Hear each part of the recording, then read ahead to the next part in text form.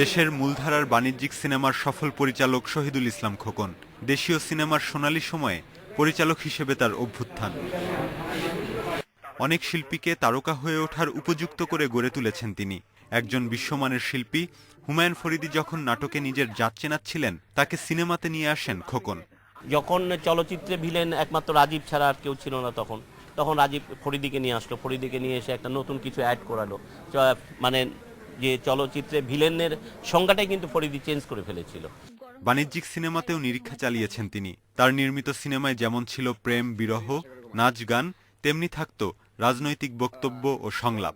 চিন্তা চেতনা অনেকটা আধুনিক ছিল।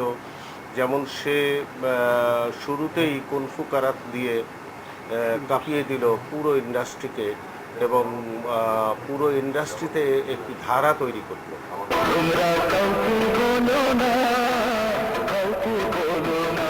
রোমান্টিক সিনেমাতেও তিনি সফল। বিশ্বপ্রেমিক সিনেমায় ভিলেন এবং নায়িকার ভিন্ন ধারার রোমান্স দেখেছে দর্শক। খোকন পরিচালিত off track cinema Bangla, Ahmad ছফার উপন্যাস ওঙ্কার অবলম্বনে বাংলা নামকরণে সিনেমাটি নির্মাণ করেন তিনি।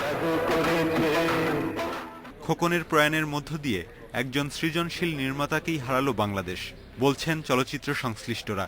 এ সময়ের পরিচালকদেরও অনেক কিছুই নেবার আছে তার সৃষ্টি সম্ভার থেকে। ইয়াসিফ আকবর, ইন্ডিপেন্ডেন্ট নিউজ, ঢাকা।